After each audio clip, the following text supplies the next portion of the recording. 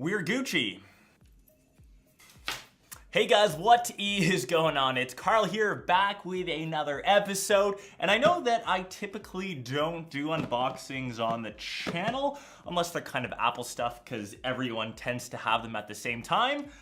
We got something in the mail the other day. That's right, this box is, in fact, from OnePlus, and I'm super stoked. I think this unboxing should technically be early, and I don't see why I can't, as I got it in the box. This is the brand new OnePlus 5T, which is coming out later in November. So heck, I thought, why not? It comes in a sweet box. Might as well do an unboxing and share this experience with all of you.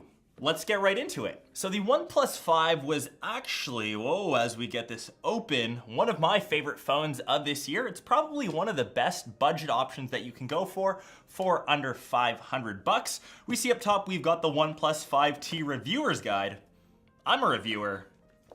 I won't need that, hopefully. Inside, we have the unit itself. Let's get this guy out of there. Very, very nice. And of course, we've got a bunch of cases. That is super nice that OnePlus has decided to throw out. We've got some wood, some red, which I think is the dopest. And you can kind of see the cutout right there. That means the fingerprint sensor is moving to the back, which is a big change. OnePlus 5T Midnight Black, 128 gigs. Makes the first incision. That is always nice. OnePlus 5T right on the side to let us know that we have the new updated version.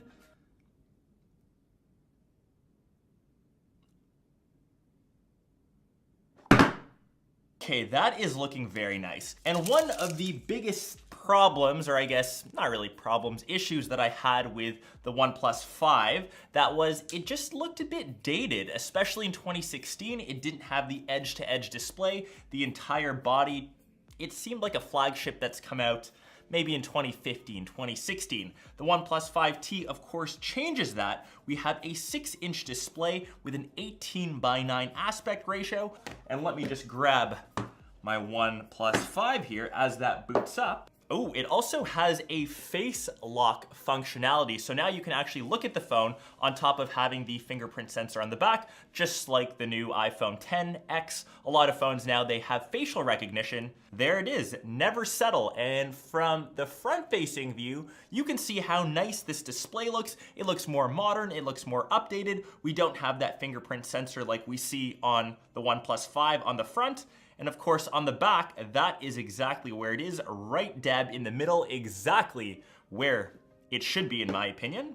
So just exactly like the OnePlus 5, which actually had one of the fastest fingerprint sensors that I've used, it also kind of continues that trend with a new one, except just now on the back. So we've got the phone right here, finger right here, and go.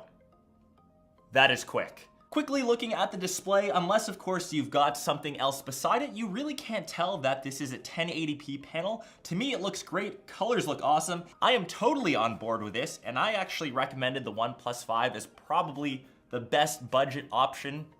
And when I say budget, I should actually say it's a mid-range smartphone just because of the price. It's around $500 to $600, but it has the internals of course, flagships that we see on the market now. The latest and greatest chipsets. It's got 8 gigs of RAM. Everything that you throw at this guy, it will be able to crush without any problems. And I'll of course be testing out that main camera on the back and all of the goodies of the new OnePlus 5T.